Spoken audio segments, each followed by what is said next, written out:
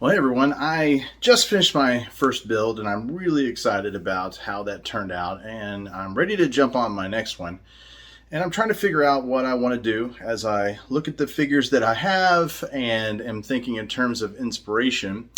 I've been looking at this Gunslinger Spawn. The Gunslinger Spawn originated, he had like a non-speaking role where he was just appearing in one frame in the early 100s of Spawn. I think it was 119, and then got his own storyline in 174 and 175 that was completed. And now they have sort of expanded the Spawn universe, Image Comics has, and have moved him to having his own series, and that's looking really great so far. It's kind of a what happened in the past and how he is now in the present. He's also in their series Scorched and part of the Spawn universe. And so kind of was looking around at each of these comics to see if I could find maybe an iconic shot of what we could do with this particular figure. And if I'm honest, I haven't really found one where he was framed just right. For this particular build, what I'd like to do is I'd like to emulate something that I saw on Gunslinger Spawn issue number 9. So I kind of like that, the sunset, it's kind of a dirty sky in the background. For me, it's posing kind of an interesting, how can I do a diorama where I'm lighting up a sky like that? And so I like to puzzle that out a little bit. It looks to be I can make a reasonably small base, not a really big base for this figure, and put that sunset behind him and see what that looks like.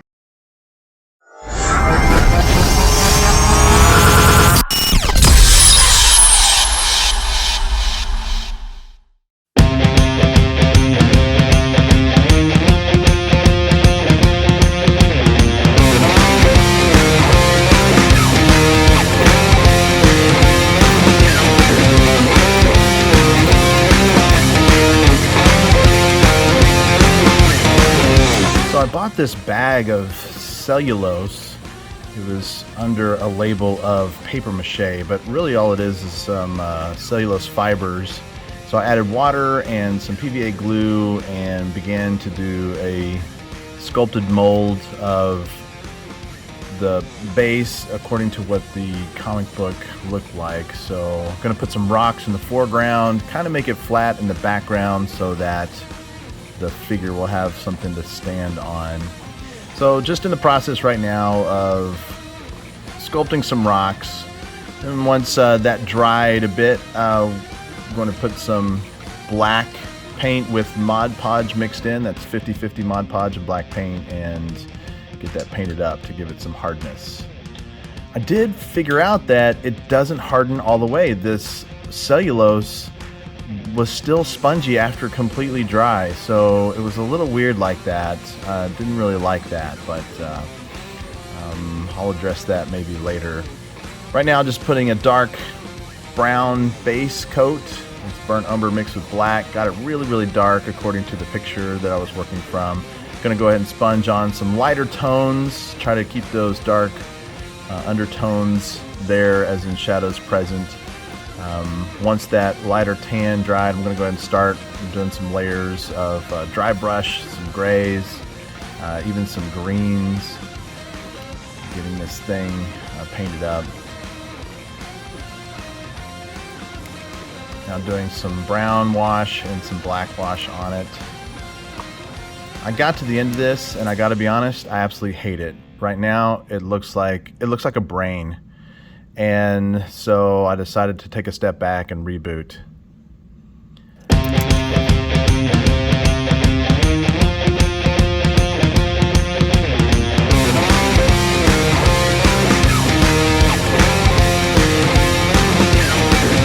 Those dark undertones bleeding through really didn't work, so I'm going to come back with a lighter paint over all of it.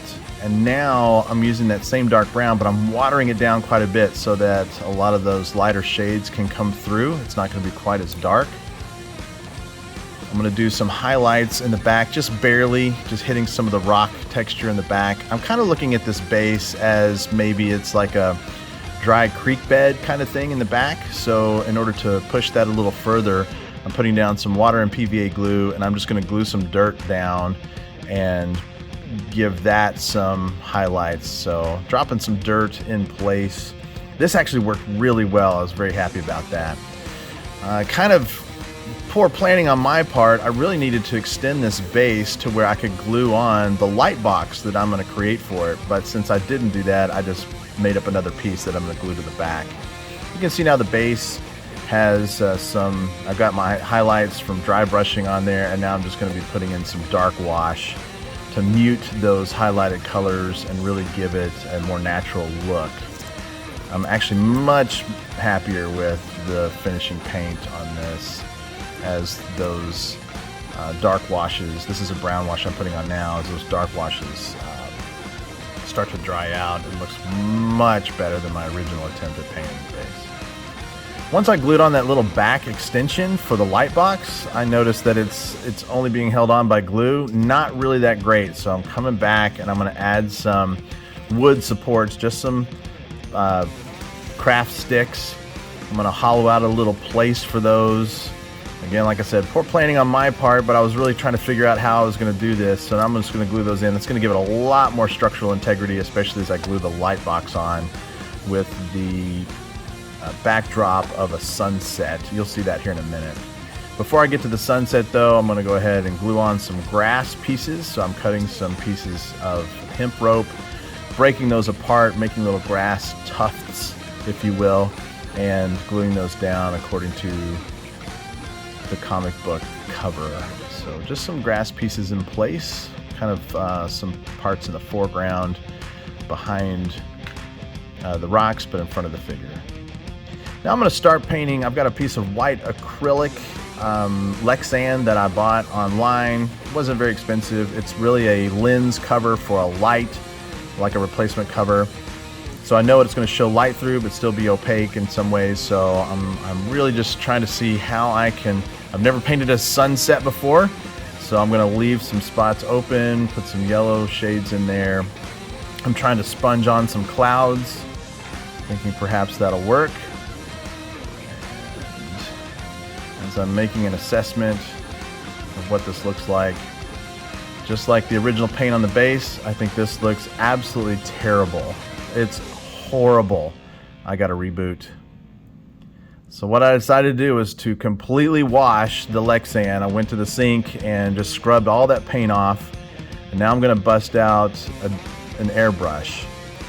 Not really proficient with an airbrush. I've used one maybe years and years ago once, and so I'm a little familiar with how they work, but having not used one before, I spent a lot of time online looking to see what are some techniques and what I would need to do for this. So again, laying down some background of, I have the white as a background already, but some yellow that I can have behind these clouds as the sun's breaking through. I did make some technical errors in this airbrushing, but one of the techniques that I found online was to tear a piece of, any kind of paper. I think I was using some paper towels. Just tear a piece off and spray against the edge to give it sort of this cloud formation. I got to tell you, up close, this looks way better than what I was trying to do with a sponge before. So I'm actually, right now, even as I'm doing it, I'm quite pleased with how this is turning out, feeling like this is going to be 1,000 times better than what I was doing before. So just filling in some areas with the darker color, mixing a couple little different kinds of grays, and now a brown that I'm going to go back over that gray with, just to add some effect. But that torn paper towel, that works really, really well to get some cloud edges with some definition and some depth to them. Now I gotta figure out how to light this thing, and I just grabbed some LED bulbs and put them on a coin battery to see how that might look. Do I need one central space? Those white ones look terrible. I'm gonna try the yellow, but it doesn't diffuse the light enough. So I got a light strip, and now I'm gonna decide, I'm just gonna put light strips across the back of the light box itself.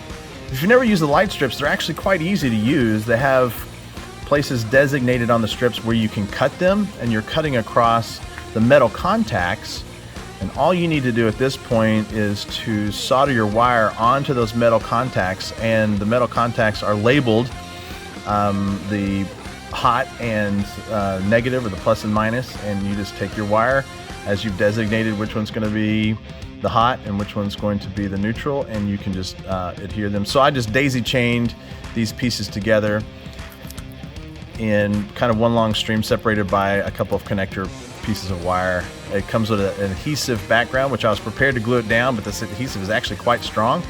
So after measuring out some areas equidistant, you can see I'm just going to go ahead and tack it down. The adhesive strips work really, really well. So I'm using a warm light strip so that it'll look right, more like sunlight, not that cold, bright white.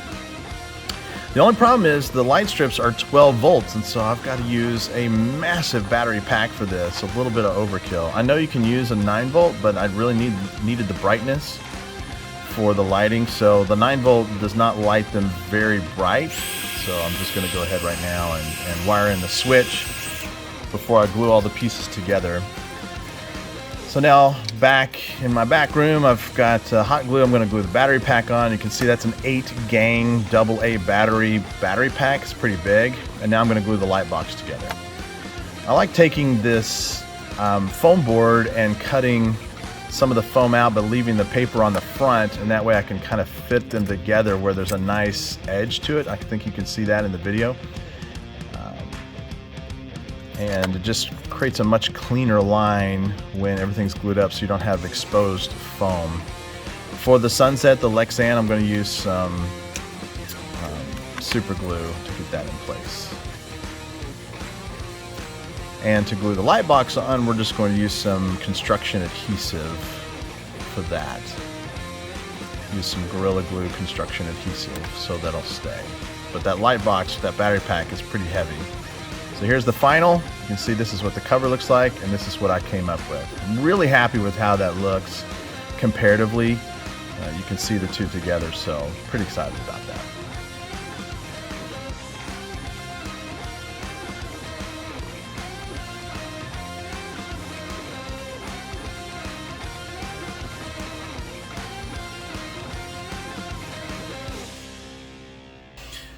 All right, so what did we figure out with this build? You know, what really intrigued me about trying to do this particular cover as a display was this whole background here, this whole was the sunset or sunrise, probably sunset on the front cover, and to see if I could backlight it. And I gotta tell you, I'm really happy with how it turned out. Just trying to figure out if I needed individual LED bulbs for a more simple setup, which by simple I mean that it doesn't take a lot of battery power to run it, like a battery pack. I could just use a double ganged AA battery setup, versus going full 12 volt for a strip, which is what I did do, and it's an 8-gang AA battery setup, which makes it super bright and great. The other thing that I've really figured out was how to do an airbrush. I hadn't really used an airbrush before, and man, trying to paint a sunset with a regular brush just was a miserable failure. And getting into the airbrush and just experimenting, seeing what it was like, I thought it turned out really well. I mean, there's a few flaws and mistakes in there, I get it, but for what I'm doing and for what I wanted this to do, I thought it turned out great. Another thing I figured out was how absolutely terrible this base is with just that paper mache stuff that I worked with, that I bought from the craft store. It's just in a bag paper mache. I thought it would harden, but it's spongy soft, and I can actually push down on some of these, and I'm like, well, that, and I mixed the paper mache with some that white PVA glue and thought it would harden really well, and it did not. And I think in the future, I'm not gonna toss that whole bag out because I still have a whole bag of it left, but in the future what I'm gonna do is I'm gonna mix it into plaster, a little bit of water, a little bit of plaster, and that paper mache product, and see if I can get it to harden. And I may do some experimentation before I actually take it to a foundation or to a build. I know there's products on the market that you can get that harden, you know, really, really well. I just didn't have access to that for this particular build, so maybe we'll figure that out later. But as it is, this Gunslinger Spawn, fashioned after the cover from Gunslinger Spawn number 9, I think actually turned out really great as a display. So I'm very happy with it, and we'll keep pressing on now that we've learned some more techniques in soldering and lighting and what not to do for our base, that sort of thing. So thanks for watching. Figure it out, and I hope you guys are jumping in and building your own different displays for your figures. So thank you so much for watching.